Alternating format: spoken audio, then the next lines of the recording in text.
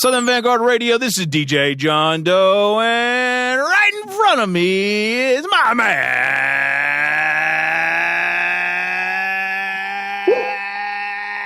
Oh, yeah. Yeah. Cappuccino bean. Sunday night Chino, man. Yeah. Hawaiian shirt beaming. Looking like the Black Don Ho out this month. The Black Don Ho. Hell yeah. Ooh, boy, What's up, homie? The shirt caught your eye. It caught me off guard. I was not expecting it. I mean, I'm here in my scrubby ass, Atlanta Hawks fucking Mitchell and Ness throwback T-shirt that I got on sale like 2 years ago.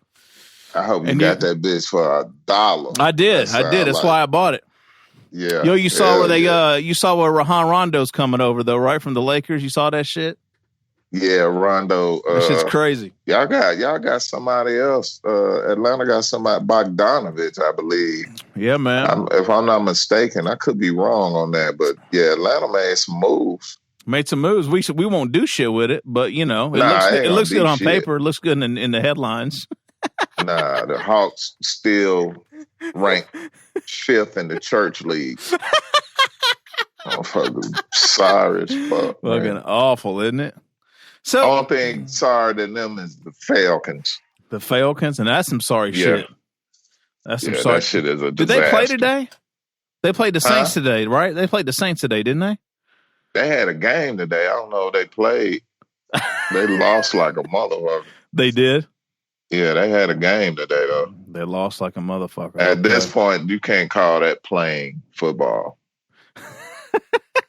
So if the Hawks are 5th in the church league, then the Falcons are what, like 18th and Pop Warner. Yeah, Pop Warner. There you go. Yeah, they're like ranked 18th. 18th and Pop Warner. Regionally, not even nationally, just regionally in the Pop Warner League, man, PAL League.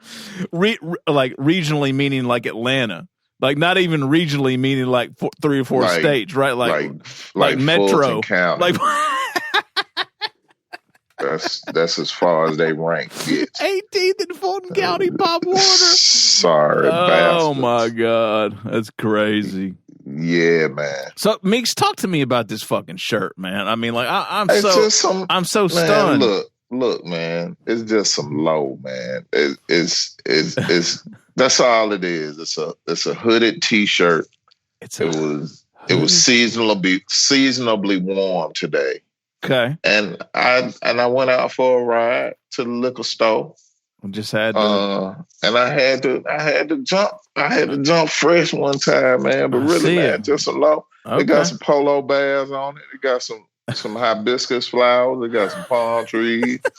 A pineapple. I think I saw a pineapple on this. Oh, I see a pineapple. There's a pineapple on that motherfucker. I see that shit. It's just some low shit, man. I left out the house head to toe. Low today. I had to go pick some things up. Now I made it on back to the house. All right. We're chilling. All right. And now it's Southern Vanguard out. Now it's time. DJ John Doe and Cappuccino Mix. Now it's time. Yeah. Oh man, well I spent fucking 4 hours in a car this weekend getting a COVID test with my daughter. That was fucking fun. Y'all get results yet? We did. It was negative, thank God. Okay, I was about to say I wasn't going. Yeah, because of HIPAA violation. I wasn't going to ask you. What's that? To share your results, but you went ahead and did it anyway. So I'm happy it was negative. Well, I didn't say her name, and as long as we're not splashing government names out there, then we're good. No. But no, she's fine. She, like we talked about there, she's back in person school and they're all masked and, doing everything they can in the classroom. And I got the call on Thursday, like, Mr. Foster, the first thing I want you to know is your daughter is perfectly okay. She is fine. And that is the most important part. I knew what was coming. She's like, unfortunately, she has been identified as, to have come in close contact with someone who has been diagnosed positive with COVID-19, and you need to get her immediately please come to the alley behind the school building. Not the alley. The alley, dog. Get the fuck out of here, the alley. The alley, dog. I swear to God. I swear, I could not fucking believe it. No, sir. I will pick my daughter up where I dropped her off this morning. Thank you. And it wasn't in no fucking alley. Could not fucking believe it. But the funniest shit is that, of course, as soon as, I was expecting her to be upset.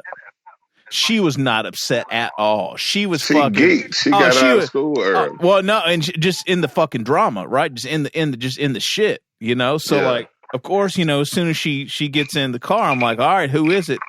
She's like, oh, we figured out who it was because, like, basically they had to pull a quarter of the class out, and thankfully, here's the kicker though, right? So they call me on a Thursday. And, so when you come in close contact with someone, you've had a quote unquote exposure, you have to quarantine for 14 days. So they said she's come in close contact with someone. Her quarantine needs to start as of November 12th, meaning a fucking week ago. So she was technically exposed on the 12th, and I got a call a week later about so she's already halfway through. I mean, this goes to show you, man, like they do not have this shit under control in any shape, form, or fucking fashion. Nah. Dude.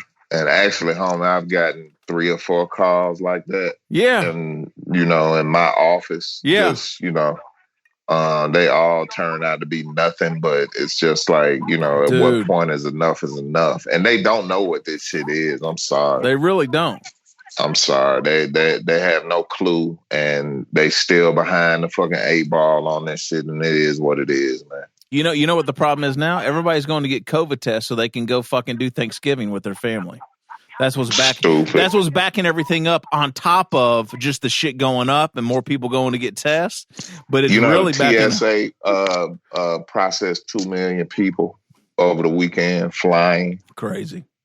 Yeah, man. I don't know, bro. Anyway, so that's this is not CNN. This is a rap podcast. No, it's not. It consumed my weekend. I had to let that out. Yeah. I had to get it out. He is not Dr. Fauci, and I am not Sanjay Gupta. This is Southern Vangard Radio, DJ John Doe, Cappuccino Beach. This a rap podcast. It is. Talk rap. It is. We talk about that rap shit. All right. So thank you, Meeks, for getting us on the right course. You can tell what I've been thinking about all fucking weekend. Sideways, homie. I had to get us back right. Yeah, I know. I appreciate that. You in that fucking red polo Hawaiian shirt. All right. You're going to get off my shirt, man. All right, this is Southern Vangard Radio. This is the first time you're listening. Maybe you're fans of the 2 gentlemen we have here for an interview session tonight. If this is the first time you're listening, welcome. If it's the 272nd time you're listening, or the 400th time you're listening, welcome as well. We drop flex there. Yeah, exactly. It's actually it's got to be over 500 now. 500 pieces of content since 2015, but who's counting? Well, who's counting? But anyway, we drop twice a week on Tuesdays. It's a mix show. All brand new hip hop, latest and greatest. We usually drop some exclusives. We're dropping some exclusives from these gentlemen that we have on the phone with us tonight, actually. You better know it. Yeah, and so all the latest greatest hip hop. Meeks and I just cutting up, talking a bunch of shit. Usually drinking some good bourbon and some good beer. And then on Thursdays, it's an interview session with an MC or DJ, producer, behind the scenes, folk, artist, someone within the sphere of this rap shit, this hip hop culture that we love so much. So please make sure you share, follow, like, subscribe, leave a review. If you're an Apple Podcast listener, leave a review. Same with Spotify, all that shit. Just tell somebody. Apple Podcast, Spotify Podcast, Mixcloud, SoundCloud, Stitcher Radio, YouTube. Did I hit all of them, Meeks? I think that's it, right? Yeah, and we have some affiliates as well. Yeah.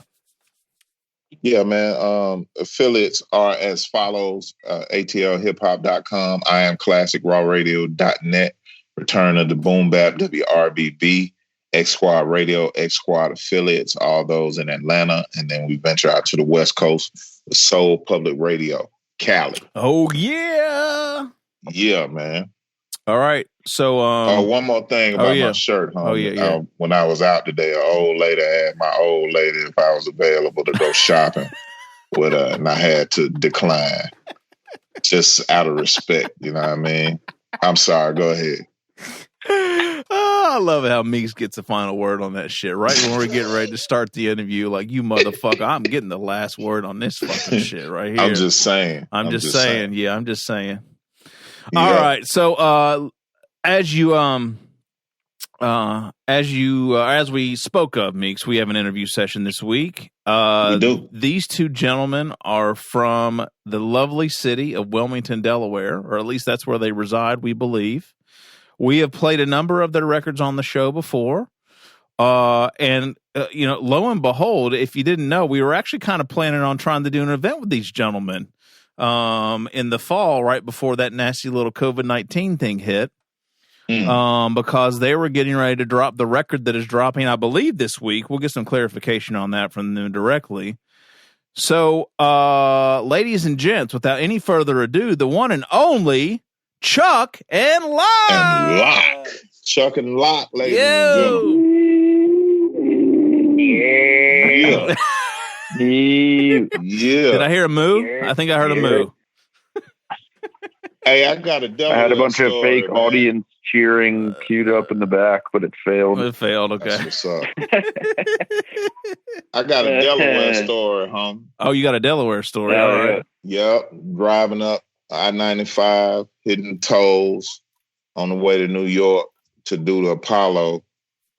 Okay. And I'm at a toll in Delaware, and I hit the gas, and my car conks out right on me right after I get through the toll. I'm sitting there trying to figure out what's going on. I pull the manual out of the glove compartment. There's a button under my floorboard that I can reset the fuel pump with. So I had to pull the carpet back and shit and click this little button, and the car started right up, man. You gotta be fucking kidding me. That's my experience in Delaware. Wow, Chuck a lot. Welcome to the show, man. We appreciate y'all, man. I didn't see nothing else but that damn. I ain't see nothing else but that damn toll gate. That's all I remember about Delaware. That's most people's experience. That's my experience too, actually. Yeah. Yeah. That was mine. I couldn't afford the toll out, so I've just been stuck here ever since. I have to live in Delaware forever. No. That's fucked up. That's fucked up. I was trying to get the fuck up out of there. I was like, I know no one up here. Yeah, Delaware, most of the fucking rest stops and tolls on the East Coast.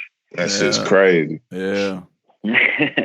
Well, fellas, we have both of you on the phone, so we're gonna kind of have to, do our best to manage talking over one another. But the big news, obviously, is by the time folks hear this, the new album will be out. We would have played some joints, world premieres. Centralia. Yeah, exactly. So I'm gonna hand it off to you guys, Chuck or Locke. I don't know how you guys just tell us what this record's about, man, and we'll take it from there.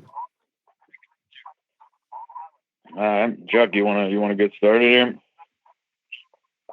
Yeah, I mean, if you want me to. So basically, it's a town in like center Pennsylvania that was like an old mining town, and there's like some special kind of coal deposit or something. And what's that shit called, Tristan? Yeah, it's a mining town in Pennsylvania called Centralia.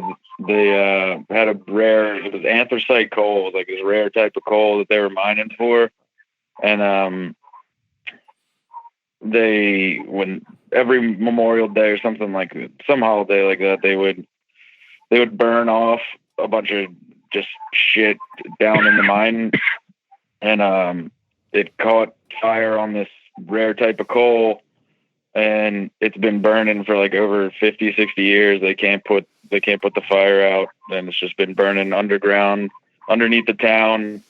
Town's been evacuated and everything, so it was kind of a beautiful metaphor for the underground rap scene, which has been prevalent for years and been burning, and people weren't taking as much notice, and now we're getting a new light shined on it, and people are getting like reacquainted with a lot of dope shit that's been going on. And we thought it was a dope parallel to draw from that. We went up there and actually checked it out. They have this highway that goes into town. It's called Graffiti Highway. That we just shot that one video for Dead Man Walking. And it's just like all graffitied up, and there's just like huge chasms, fissures, and shit from where the ground was burning underneath. And they recently, like a month or so after we went up there to get that video, they buried the highway because it was like a kind of a tourist destination. It was bringing a lot of traffic, so they're trying to put Centralia back underground. But just I'm looking at this shit now. This shit is really crazy. Yeah, I was going to ask you guys if this was the reference, because when I was kind of pulling together research, on just things for the interview this evening, I was like, I wonder what the connection here. I didn't know if like one of you guys were from here or had family here, and then when I started looking at it, I was like, well, hopefully they're not. Hopefully, they don't live here. Yeah, we're one of the 12 people from Centralia. I told you, I couldn't get past the toll. I've been stuck in Delaware since I couldn't get past the toll. It's we're always looking for analogies to help, draw parallels in life that like you can experience and make a metaphor out of it. I mean, it's prevalent in all our writing. When you listen through the tape, I'm sure you heard all the audio clips and shit that I cut in. I like found a couple documentaries on it, and I like chopped them up and just placed them all throughout the album to give it that theme. Yeah, gotcha. But how'd you guys even like hear or find out about this place? Was it just randomly, or? It was it's kind of like a known entity near us, just because it's like, it's relatively close, generally speaking. So like, we had an idea about it, and then like, I don't know, just gonna fit the narrative properly. I honestly have no idea. One of those nights, like you said, with some nice bourbon and nice beer, it just came up with the idea. Right. Oh, there you go. That'll do it. That bourbon will bring it right up out of you. Yeah, exactly. We've been sitting on this shit for a while. We took our time putting this one together. We like pulled a bunch of different production from a bunch of different people. Like it just is a good highlight, a good shine on the underground from like a bunch of our co-collaborators and people that we fuck with that are down here getting busy and everything. Yeah. I see you got features from Left Lane Didon, Dapzini, NICKLEUS and JUCO. That's top notch right there. Production from Evilldewer, Don Carrera, Uncle Tim, No Pulp, JS, Loman, Wolfagram, Crucial Guillotine. Y'all covered all the bases on that. Yeah, Jay Levinson's on that jump. What'd you say? Yeah, Jay Levinson's on that jump too. Yeah, Jay Levinson. Yeah, no, we want to shine light on as many people. We got a lot of co-collaborators, a lot of like past collaborators that we feel are fucking doing their thing. So it was dope to bring everybody together, and then we're dropping it on Thanksgiving, brings everybody together. So Turkey Day, it worked out. So yeah, man. Okay. So Chuck, you and I were chatting at the beginning of the year before all this COVID shit hit. Were you guys planning on? Was this the record you were planning on having out earlier, or? Yeah, so this was supposed to be released in like early to mid May. Okay, was originally the plan. Yeah, but that was planned like back before March. Right. So we had we put a couple like show dates in place, and we're gonna go up and like record in Canada and come back, and then like do there's just a whole bunch of stuff we had hopes to do, and like get a bunch of merch and stuff made, and kind of just like so things don't always work out the way you plan. Right. So yeah. We kind of had to like take everything back and regroup, and kind of just realize that we funnily enough, we've been sitting, like he had mentioned, we've been sitting on this as a finished project for quite some time, but one thing always leads to another, and then it just gets waylaid and like postponed and stuff like that. So yeah, we figured it was just time to go. Time to let the people hear it. Yeah, Thanksgiving's right around the corner. Yeah, and speaking of merch, I mean, if we could do something with this shirt that Meeks is wearing tonight and couple it with the Centralia, I think we could very well to do with that. I mean, it'd just be as simple as changing some of the graphics, like you don't want the palm trees and the pineapples and shit, but you gotta, like I was looking at the pictures, you gotta get some graffiti on there, and you gotta have some cracks in the ground with smoke coming up out of it and shit like that. Like chunks of asphalt. We can talk about it, man. I think it'll be dope, actually. Yeah, I'm serious. That would be dope. I think it'll be dope, actually. Yo, let me ask you this. Talk to me about the process of how people can get this project. Yeah. I see you can only purchase it through email or social media DMs, IG, Twitter, or Fish Out of Water 302 at gmail.com. Like, what's your approach there? Well, we've given this some thought as far as like how we're going to go about releasing it.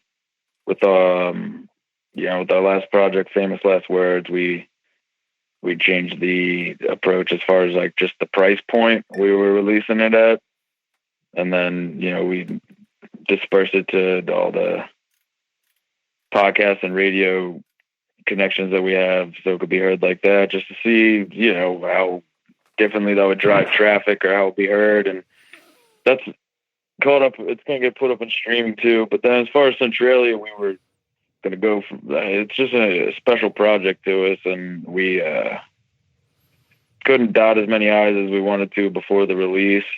So we kind of wanted to gauge the interest of people who were that, just see who really is about supporting you on that level. They're like, hey, put me on the list. I want the exclusive that much. And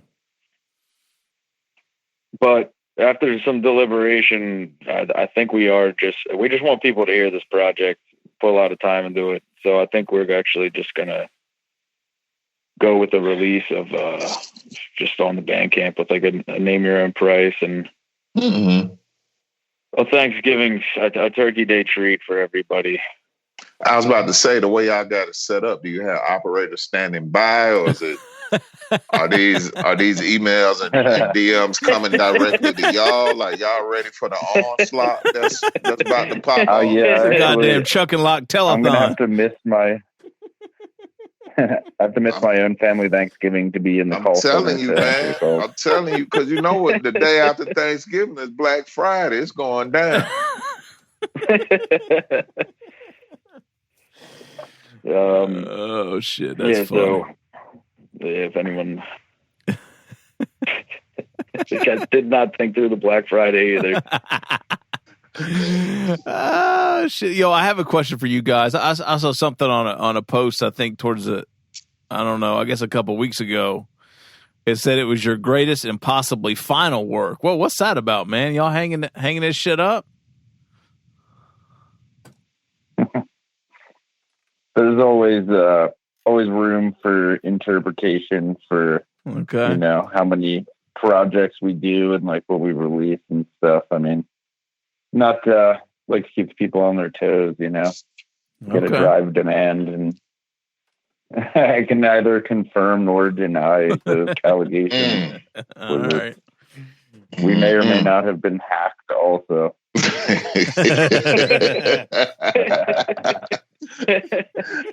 That's what's up. Yeah, I'm sorry. All those emails, all those DMs we got hacked, and you're all gonna get a treat. Yeah, see, that's what that shit opens you up to.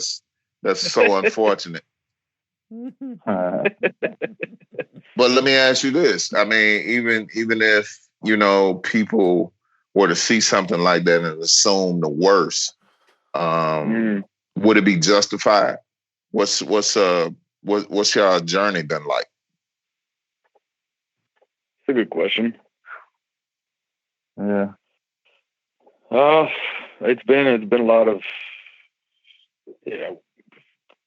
figuring out for yourself, figuring out what the game's like. Meeting a lot of like-minded people. I do really like the aspect I miss most about the COVID too is not being to physically go out and like meet up with people and chop it up. That's a big part of the hip hop shit that I love, like going to shows and shit like that. Right. Meeting people. But the journey's been good, man. I mean, we made a few projects. We recently took everything in house. We managed to get on like Shade 4-5 and drop some projects and then have word get around and shit like that. And when you're just starting, that shit's all crazy to you. You know what I mean? Yeah. Right. Yeah. What do you guys mean when you took it all in house? What's that? What do you guys mean when you took it all in house? What does that mean? As far as like recording and learning to mix and master our shit. And, okay. And then y'all self-contained unit now. That's dope. Okay. Yeah, and then Chuck's been fucking around on the boards with some beats as well too. So okay. And then we just tried. It is the best route to take is to be fully independent and be capable to handle anything. But it's also dope to link up with people who are really talented in their own right. And like when you can find a nice collaboration with that, you can make some really fucking beautiful shit. No doubt. But I don't know. Chuck, what do you think about you've gone literally radio silent? I still don't know where I am. Again, just asking, like, if somebody was to read about, this potentially being your last project, I was asking, would it be justified in saying so? I don't know. Yeah, I don't. I think that like we always just like have projects that like we do that like, or some like may never even like see the light of day. And like, we kind of just like gauge demand and like, it's not like there's a lot of work that goes into like doing this. Everybody only just sees like a finished product. So, right. Yeah. You're absolutely right about that. Okay. There's like an opportunity cost that like is a factor of like doing it and not doing it, but like those things are kind of always in flux. So yeah, it's like I said, always nice to just be provocative and keep people keep people on their toes. Keep them guessing. I got you. So how'd you guys select the features for the new record? I mean, Meeks mentioned earlier, Left Lane. We've had him on the show. What up, Left Lane? Dapzini, NICKLEUS, Lord JUCO. We've had JUCO on the show as well, as recent as a couple of months ago. Like, what was the thought there as far as feature selection for the record? Did it just kind of naturally work out this way, or? We, I mean, there was. Yeah, go ahead. God damn it. Go ahead. So we had we definitely knew we wanted to get Left Lane involved because he's from Delaware, right. So that's a big deal for us. We're all about and Jay, nice, and yep, we got some stuff coming with them still too. Anyway, oh, yeah? Otherwise, okay. But we I don't know. We've worked with JUCO before. That just seemed logical. He's really talented in our eyes, and he's a real ass dude. So definitely got in touch with him. And same kind of with Dapzini. We had met him a couple times, and we just floated the idea to him. He was down, and then NICKLEUS was the cool one. I mean, he's he's a legend in his own right, and he jumped on that for me. Yeah. He jumped on that Loman track, and shout out to Loman too. He produced all of Blue Shell Theory. Yeah. He laced us, and then turned into a really crazy track. So yeah, we just got a lot of dynamic on there. So we just wanted to kind of showcase not just our abilities, but other people we respect, and kind of try to hit on some different themes and different moods and.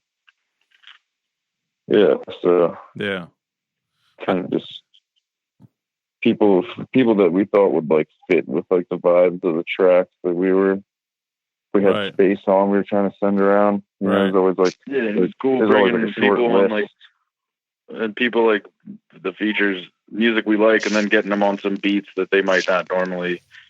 I mean, Left Lane and the JLVSN was if you haven't, check out that Shoulder series that they've done. Oh yeah, that shit's all gas.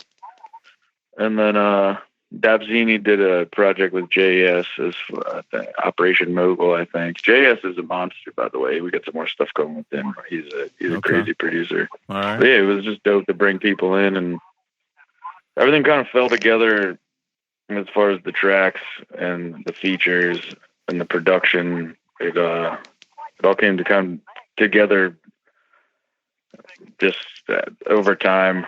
It was a dope the way we put this album together, as opposed to other ones where it's like we work with one producer a lot of time, and we'll just get a pack and work with them and come with a project at that time. But this one was kind of created over a period of time with like people we've worked with in the past, but like offshoots or tracks, and it just came together like that. Yeah, it's dope. You guys have been on a pretty consistent grind over the past 3 or 4 years, at least I feel like. I think I got hip to you guys with the Farm to Table joint. Yeah. But I mean, since then, you guys have been on a pretty consistent, like, from a kind of like an EP or full length standpoint. It seems like about every 4 to 6 months, you guys are dropping a new project.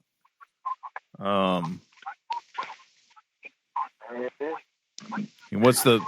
Appreciate you. Yeah. I mean, what are you like? I guess work ethic wise, are you guys in the lab a lot, creating and throwing things away and starting new, or like even with this record? I mean, it was supposed to come out in May. Like, did you guys go back to the lab and kind of retool? Like, what's the process like? Yeah, I don't know. We do a lot of kind of just like if we get into a mood with like a certain, project or like batch of beats or whatever, we'll like get like, a bulk of them. We'll do like a bulk run of recording, kind of like see what we end up with. And then sometimes it's like a whole project in and of itself. And then sometimes we get like ideas for other stuff, or like sometimes we get, just going and fix shit, to like trying to just like, keep stocking the armaments, so to speak. Just keep trying to just record and just keep adding more things to more projects. Gotcha. Yeah, like the past couple of projects we've released, besides this one, we recorded in a day or two that we had just gotten some pieces together beforehand, and then we just get up in the lab and just spend hours fucking creating, pressure cook that energy, and like channel it into a different kind of a project or a theme or something, whatever. Gotcha. But, and what's the work dynamic been like lately? I mean, we discussed the pandemic and everything like that, and plans not coming to fruition and things like that. Like, how do you guys get together and work now? I haven't seen Chuck in months. He recently moved to Colorado. Through the pandemic though, I'd say like March to August, we recorded a good 3 or 4 projects. One of which was Famous Last Words, but so I guess this is Centralia won't be the final project, or maybe it will. Who knows? Maybe they'll never come. I don't know. Maybe they're made. Chuck, we got to stop dropping. They're buried. It's too formulaic. They know we're dropping every. Yeah, people are onto us. Everybody's onto us. But the work ethic's solid. I mean, working remotely is a little different, but I've known Chuck like almost my entire life, so it's easy to like have that energy and that chemistry that even if it is working remotely, we're still going to be able to come up with the same product. You'd never know we're not in the same room, kind of thing. Right. And that's something, that's something special that some people work towards. And He'll be back around, dude. You can't stay out of Delaware for too long. They'll pull you back in. Yeah, they send people right? to find you and bring you back. Yeah. Yeah, you can't escape Delaware. So speaking of, how do you guys know one another? Like, what's that story? How did you guys end up making rap music together? I just met him in school, like way back, and yeah, we had to have a love of rap music, just as fans, and then you start fucking around over instrumentals you find online, and then start taking it a little more seriously. One of your buddies is like, "Oh, I'll help out. I'll try." The process just evolves, but I've known him for years, and it's just like a natural progression. And like, because we both fuck with rap so much, it was just something we always wanted to. We always fucked around with just for fun, and then we started taking it more seriously. And there's like the competitive dynamic to it, that we just kept pushing each other to get better and better. And then before you know it, we were just okay. Just okay. So wait, so did one of you? We always like to ask this question. Did one of you try your hand at one of the other disciplines before you got into rhyming? Like, was somebody a DJ or did graffiti or tried the dance and that shit didn't work out, so you said, I'm going to start rapping? Or no? I think Locke was making wind chimes in Atlantic City for a little bit. So that didn't go so well. So wow. Yeah, the sixth element of hip hop, wind chimes. Yeah, that is unfortunate. Yeah, well, it was a seller's market. Shit.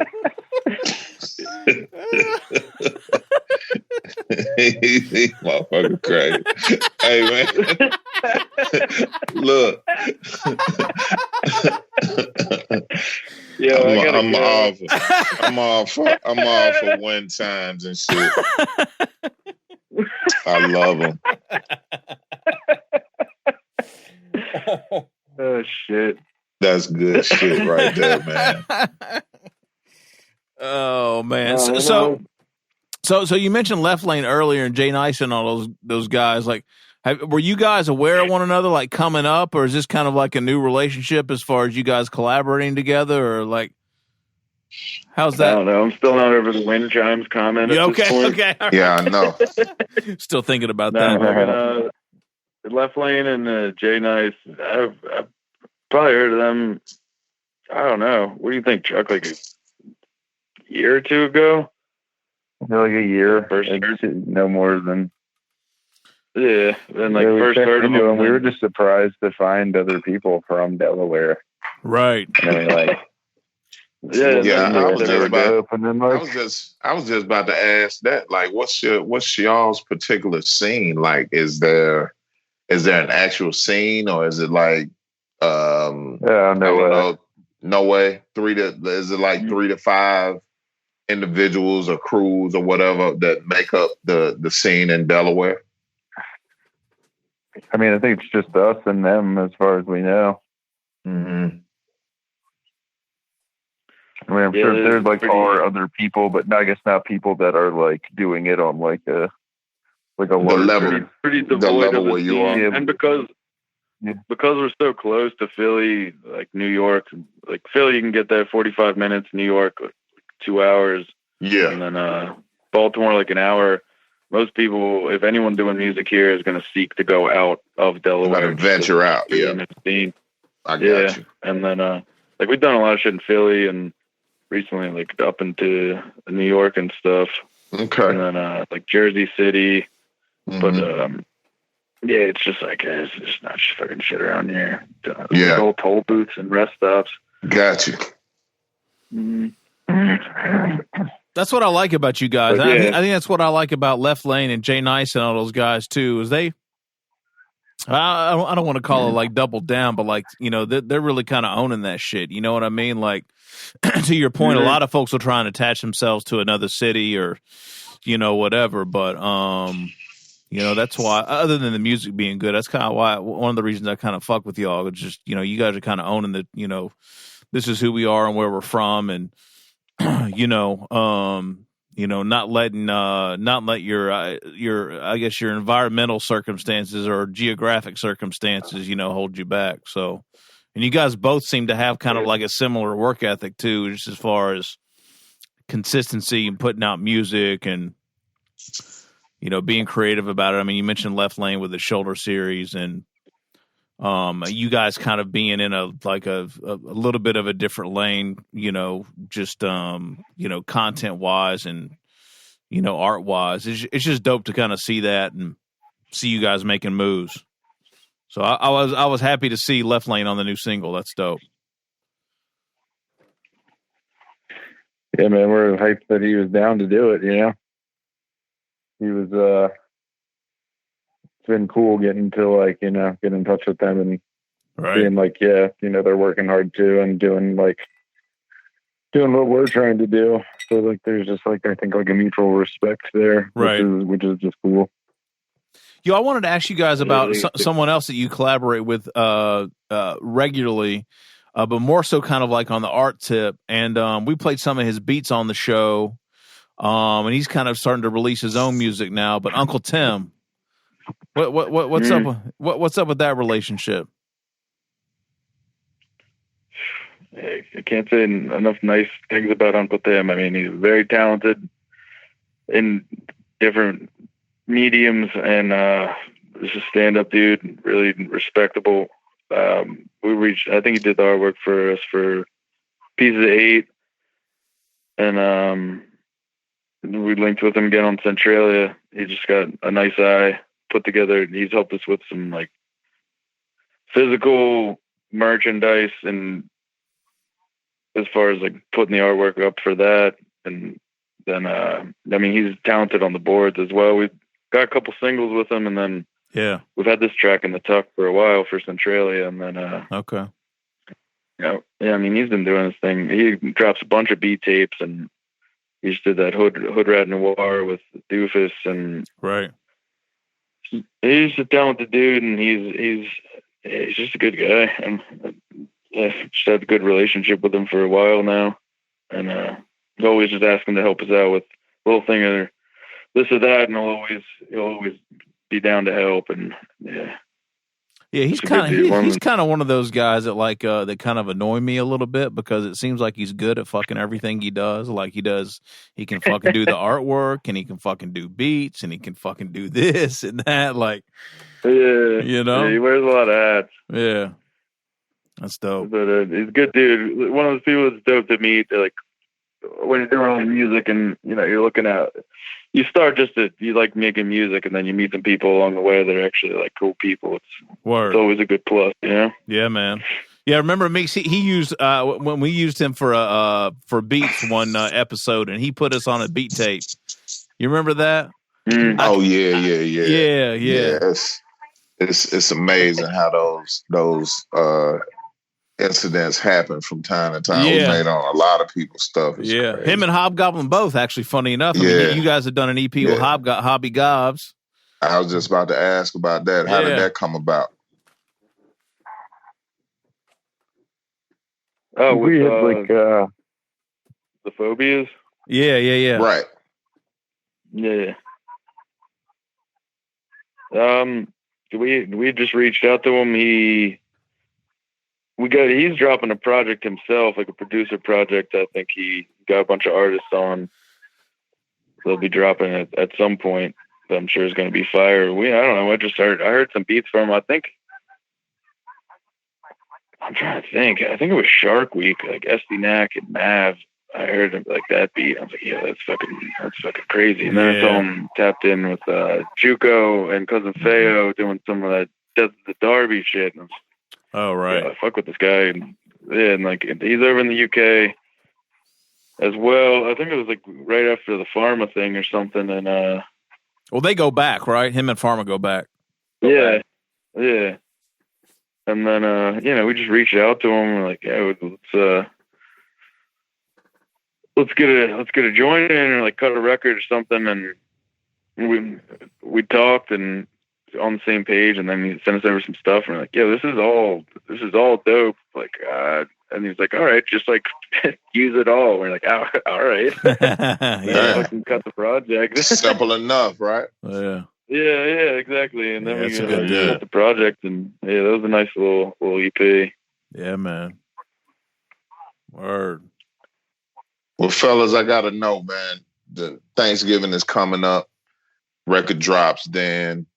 Where do you go from there after you get all those emails and DMs and everything like that? Where do you go from there? You want to make sure everybody got what they asking you about, what they reaching out to you about.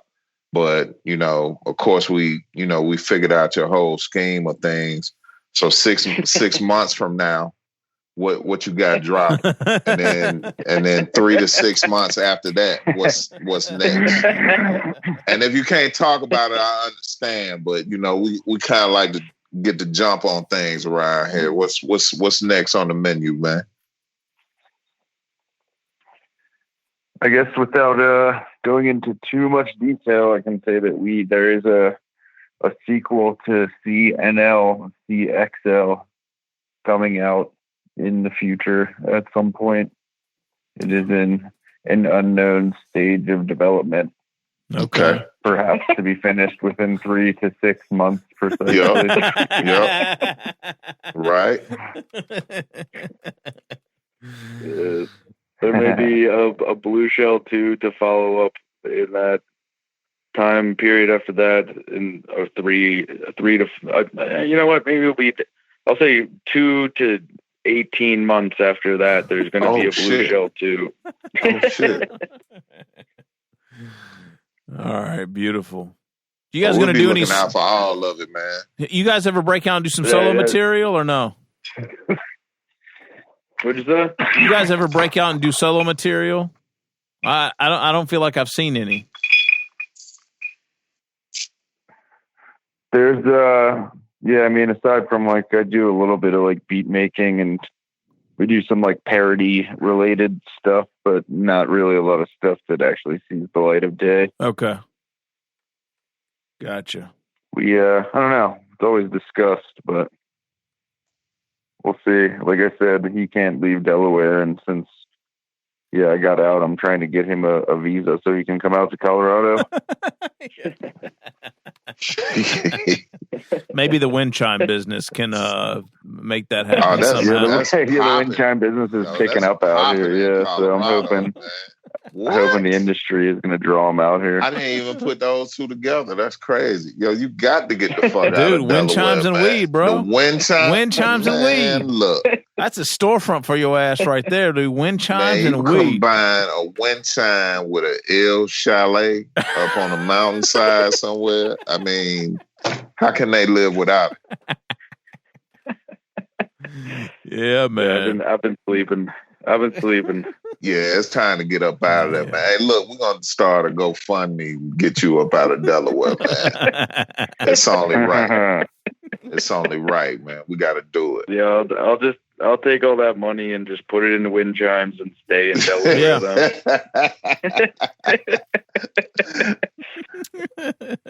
But yo, seriously, fellas, whenever y'all drop, man, y'all got a home over here at Southern Vanguard. We'll play that shit. For sure. No doubt. Put it out there. If y'all just want to test the waters and see what people are thinking about your shit, you can send it this way.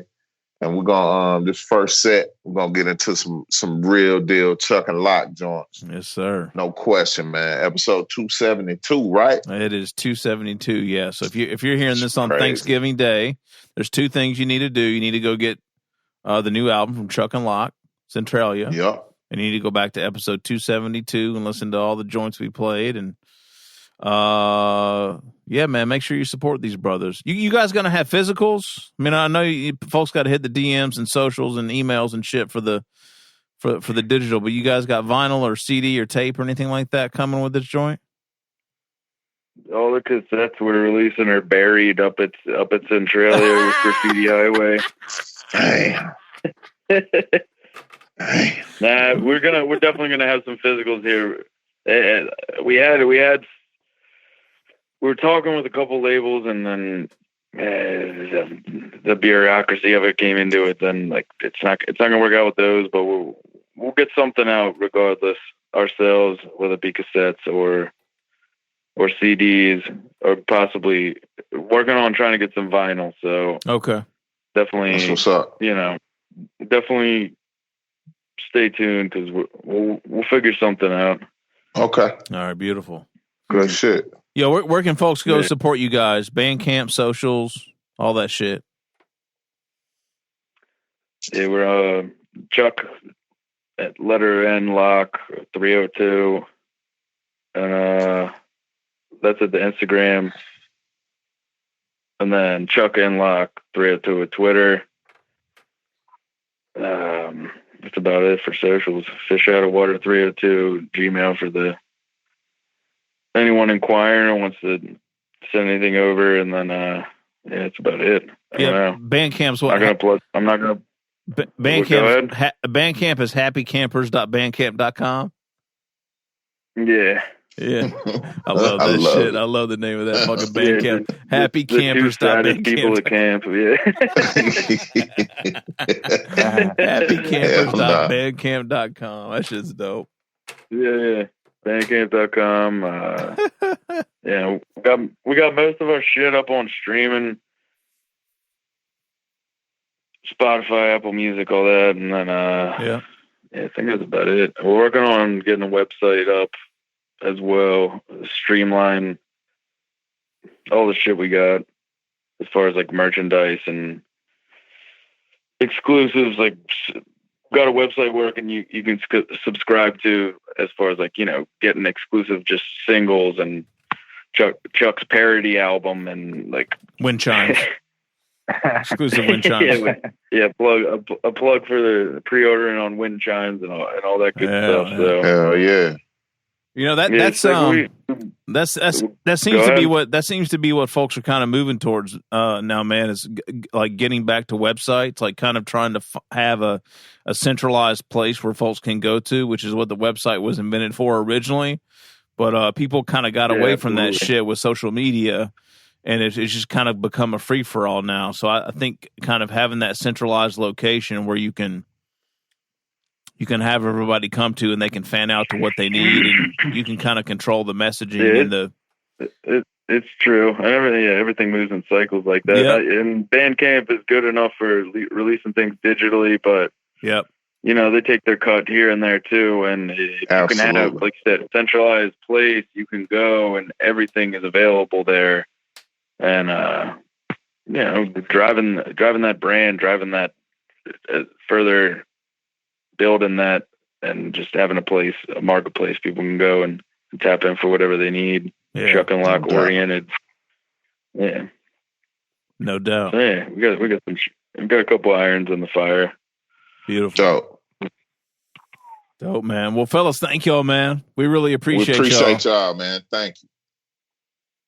Yeah, for real. Appreciate you all having us. Yeah, absolutely. Yeah, appreciate y'all having us on, man. It's been a pleasure. Definitely, man. And like I said, just keep sending stuff our way so we can put it on. Yes, sir. Gotcha. Oh, yeah. All right, y'all. Y'all have a good night. Thank you, Chuck. Thank you, Locke. Yeah, you guys do. Peace, y'all. Yeah, for sure. Appreciate y'all. Yes, sir. Yeah. All right. Enjoy your evening. Thanks. Word.